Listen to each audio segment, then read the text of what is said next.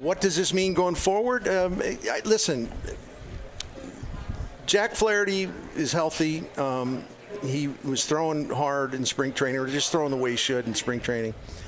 His velocity might be a tick down, but I don't think that has anything to do with his frailty or his vulnerability or some kind of signal or a factor in decline. I just think, and Derek Gould made the point the last time he was on with us that, Jack Flaherty has had shoulder injury, setback.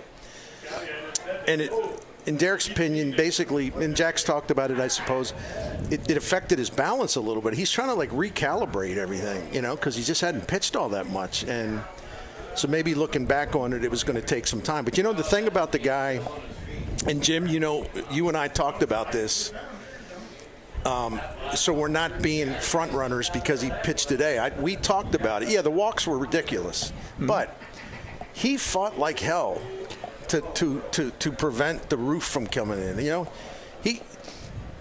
think the first two starts with runners in scoring position, the other side was 1 for 10. I mean, he battled his tail off, and I thought that was a terrific sign. I mean, Jack the fighter was still there, and yeah, he's going to create a mess, but boy, he's not going to succumb or give into it. He kept the Cardinals really close. Well, they won the game this first start. And that could have been a much different result. And his second start, same type of deal. So this is if we're going to talk about a natural progression to where he gets back, like in terms of quality, today's a really big step. Now, I can't sit here and predict how he'll do the next time. I guess he'll pitch against Arizona, probably the first game. Yeah. And that's a good club, good lineup. But it'll be fun to watch him evolve. The point is the compete level's there. The other thing is when you watch his body language, look, we remember last year? Yeah. Then when he went out there and you went, he's not ready to pitch. Yeah, he didn't look confident. Right, he wasn't confident. He's fighting through things, but he knows where he needs to be, and he's real. I don't think he's that far off. He'll fine-tune a few things, and you go, okay, there's the fastball and the slider on the outer edge of the plate. He's got an 0-2 count. He's got an 0-1 count, and that's when he's going to be at his best. And I don't think he's that far off, and just give him a little bit more time to work on this thing. I will bet within the next 3 starts you go, oh, okay, now he's got his balance back. He's been through a lot. Yep. I do feel for him. I haven't always understood him, but that doesn't really matter. He's his own guy. Right. And that's okay. But look, we always harken back to 2019, as we should. I mean, he was 4th in the Cy Young voting in the second half of the year. The other side could barely touch him. But here, let me just do this, and I got to look something up, and I apologize, but the thought just popped into my head. And that's why Baseball Reference exists, for moments like this, right? Yes. And I'll be there in a second, so thank you all for your patience. So let me reset. So we talk about Jack Flaherty in terms of 2019. He reached this height, but you have to look about it. Even if he had a bad first start in 2021, his first 11 starts that year, he had a 2.90 ERA, and opponent's batting average was 196. He gave up the slugging percentage against him his first 11 starts was 333. On base percentage 277. My point is, the 2019 Jack Flaherty reappeared the first 2 months of the 2021 season, and then at Dodger Stadium on Memorial Day, he strained. It was a bad strain of the oblique. Yep. And that's when his career went sideways, because that was followed by, in my opinion, tried to come back too soon. The Cardinals maybe brought him back too soon because he wasn't really mechanically put back together, because that oblique thing really, knocked him sideways. So it was unrealistic to expect, okay, he's coming off the DL. He's good. That's Jack Flaherty. We're good. No. It just, his mechanics got bad because he's trying to maybe into the back of his mind, he goes, oh, I don't want to re-injure this oblique and blah, blah. And so when your mechanics go a little, when your mechanics get off, maybe because you're compensating for an injury or an injury you just got over, well then your body just says like, oh, okay, what are you doing? Okay, I'm gonna get after. I'm gonna hurt your shoulder now. Yep. You know, and that's when hell really began for him.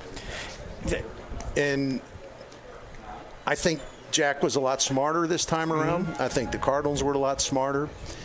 As much as he wants the ball and he wants to go, you know, you can't let him talk his way to get out on the mound when maybe he just needs a little more time. That's what happened last year, and it was a disaster because he re-injured himself, not once but twice.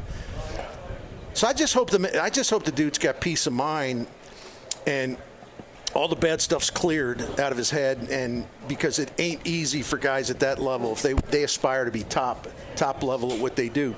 It's not easy to suffer, you know, a sequence of injuries, and it seems like your whole world just kind of blows up. It's not easy. So I'd like to see him get on a positive track and get the peace of mind and, you know, pitch the way he can, or he can get back to pitching the way he can and cash in as a free agent. Probably won't be here, but you never know. Yeah, that's coming. I think the best part that we'll find, you know, we wouldn't know this till tomorrow. We won't hear anything of this was sore, the shoulder was bugging me, something in the forearm. We're not hearing any of that. No. As long as we don't hear any of that, he'll continue to fine-tune things. He'll get his rhythm at some point. I really believe that. And, you heard Ali Marmol. We played the clip from Bally Sports Midwest post-game clip from today's 7-4 win in Colorado. He mentions how they made some adjustments. They all reviewed everything. I didn't hear what Ali said as far as what those adjustments were, but I'm sure it had a lot to do with his balance. So you were wondering yesterday, because it's always a legitimate question. It's like, you know, what's Dusty Blake? Yeah. Can he fix some of this? Yeah. Well, at least for one start he did, right? Yes. So that's why I brought it up yesterday. Is like everybody seems to be, quote, healthy with no ouchies. So this is a mechanics thing, you would think, that guys can adjust. Well, start to start, we seem to see a little more something from Flaherty. We adjusted this. Okay, that's great, because I guess the guy we've heard about it the most over the years has been Waino, because he's always self-adjusting, right? Because he's like his own pitching coach, and so that's a compliment. He really is. And so that's what's needed here with Jack. And for right now, it looks like Jack made some adjustments that were definitely a positive. He got into the sixth inning, and I thought it was a quality start, especially when you consider where it was at. And we talked about it, and I know we're kind of cycling through some of the Cardinals stories of the day, but if you're a Cardinals fan, I mean, needless to say, the Cardinals feel this, but if you're a Cardinals fan, I mean, the fact that the dramatic win last night, then they follow up with a really good performance against the Rockies, and, you know, the Rockies took the lead, you know, Cardinals came back, the Rockies tied it up, Cardinals went ahead again. I mean, they had to fight hard for those two victories, and I don't care whether it's Colorado or not, the way they were playing. You just got to win. And I thought that the quotes that Nolan Arenado gave Derek Gould last night after the game, and it was kind of exclusive comments because Derek was the only one talking to him. It's just talking about, in a way, and I'm loosely paraphrasing, but he's just basically saying the team needed that. It hadn't been there, where, you know, they just kind of get through it and fight through it and, you know, battle, and then, you know, just keep sticking with it until you break through. And I mean, that's a loose paraphrase, but that's basically what he was saying. And that's right, because I was listen, man, when you're starting pitchings, you know, in terms of ERAs giving up 6 or 7 a game, I mean, you can't expect the team to come back from that all the time. But that was their first comeback of the season last night. And, you know, today, I don't know if it was technically a comeback, but it was a game they really had to fight for. They had to be very persistent and stubborn, and they were. But to see what, you know, Flaherty, what the bullpen did last night, and then that rally down from 6-2, and I told you earlier, they had a win expectancy of 5%. Yeah. And they came back to win that game.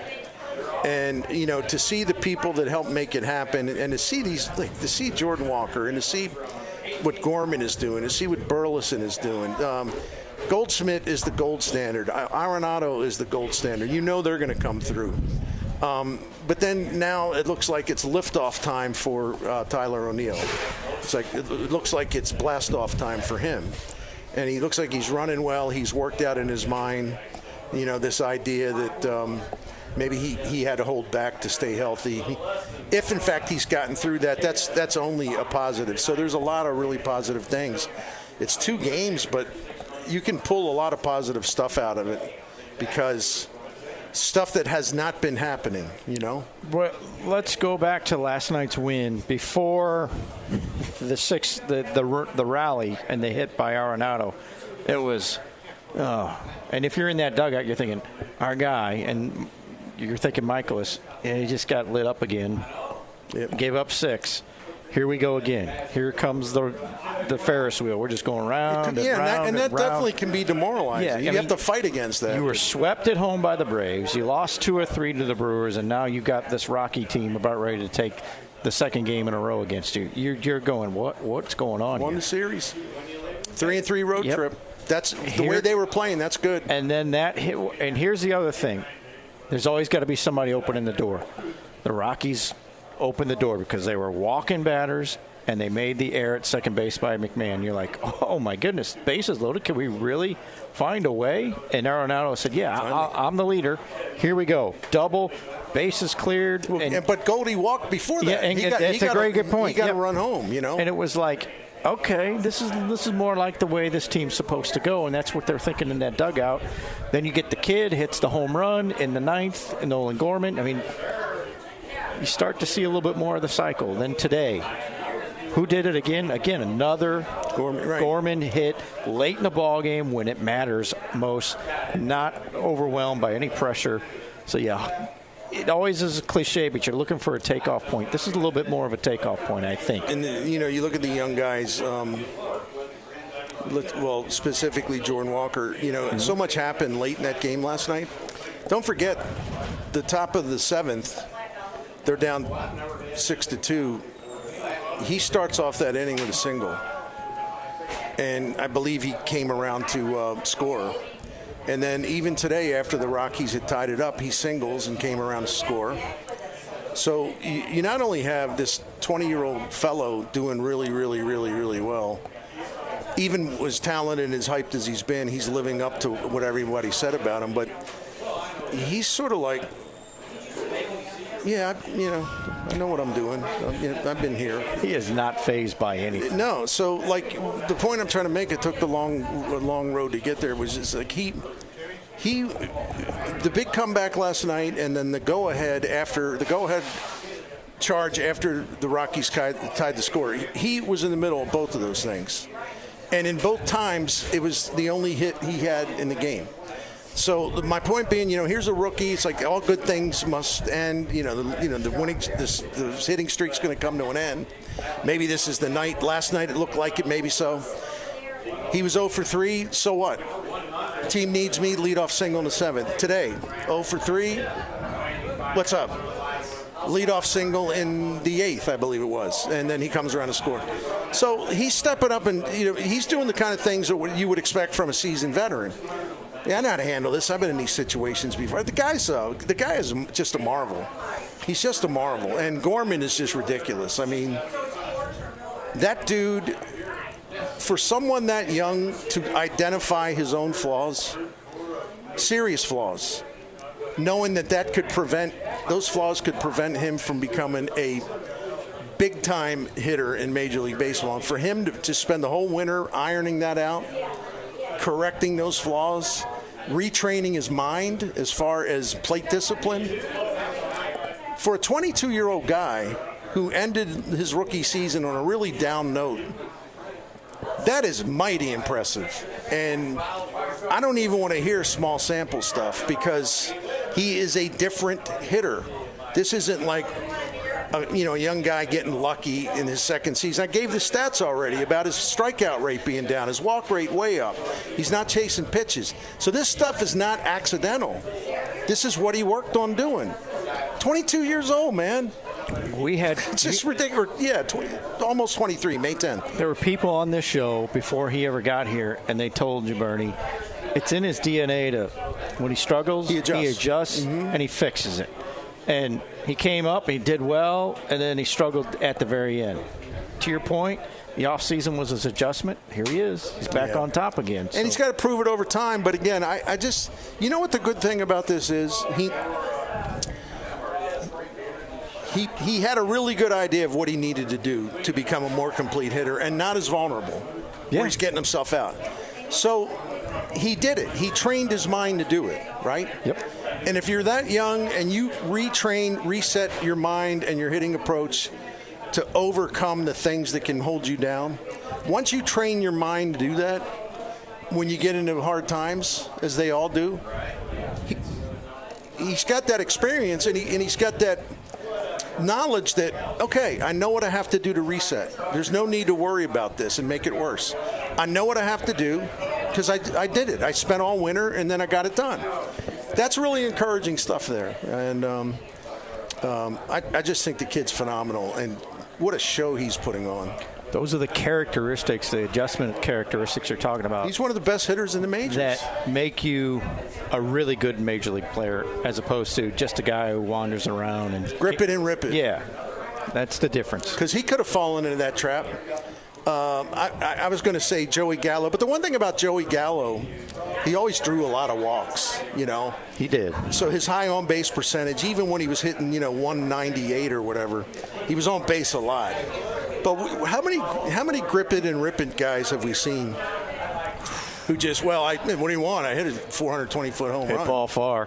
What do you want? I just hit 2 home runs in 3 days. Well, yeah, you also struck out 6 times, son. So maybe we can. Bellinger the last couple of years. That's right. So if you can improve your contact skills and quit striking out, swinging and missing, chasing pitches, yeah, you can do a lot more than you're doing. We love your power, but you don't give yourself enough chances and enough opportunities to actually put that power into play because you're striking out too much. So this is pretty encouraging. It's good stuff. You just brought up Gallo. It just reminded me. Remember when there was a point this offseason where he was rumored to be coming here? Or the Cardinals were at least interested? Yeah, and Mo alluded to that without naming him, and that's who it was. And he decided, and Gallo decided, he wanted to go where he knew he'd get more playing time. Good decision. But what the hell would have happened had they look at all these outfielders? That's exactly my point. Yeah, I know, and I interrupted. But I'm glad you read it that way because it's like, okay, well, where would all these guys be if Gallo's running around in the outfield? A couple guys have been in the minors going, I deserve to play. I should be here. They made the right call to go with their youth because Burleson's an exciting hitter, and we know that he's a everywhere he's been, he's hit, and he's only 23. Maybe 24. Nootbaar's going to be back, and based on his final, 90 games last year, very exciting player. Might take him a little while to get back in rhythm. I don't know what they're going to do with all the outfielders. How they bring up Yepes, and he's hitting too now. He's 4 for 12. Hit a home run last night, and it's like here's a guy that hit the only big hit they had in the playoffs. That 2-run homer in the 7th gave the Cardinals 2-0 lead. When he hit that home run, they had an 88% win expectancy to take game 1, and then we all know what happened. No need to rehash that.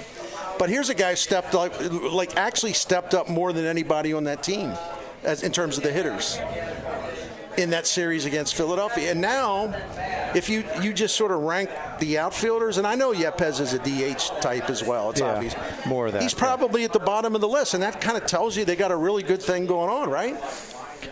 Right now, yes. You got to hold back because we're going to see where they go. But if they all are healthy and they all are producing, somebody's going to go for some pitching at some point. Let's just say that. Well, yeah. At some point. And you hope Dylan Carlson was on a pretty good roll and quietly putting together some stuff. He was hitting better against right-handed pitchers. It's really, really early. Mm-hmm. He only had 21 plate appearances, but he was doing better against right-handed pitcher. His contact rate, all these things you look at, hard hit rate, all that stuff was going up.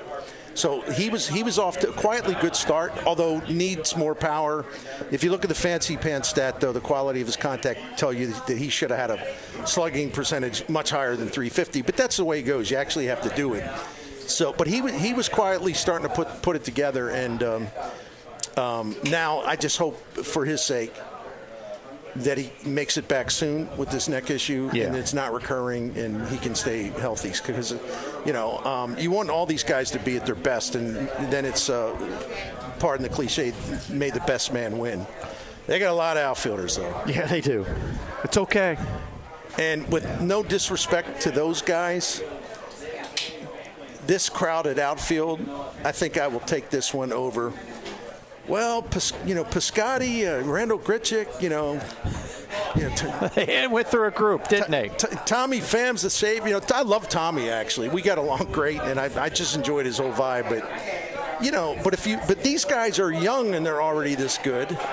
And what are they going to be with more experience, more savvy added to the mix? I don't know. Maybe I'm getting carried away with it. They're just really talented. Pirates are next tomorrow. Yep.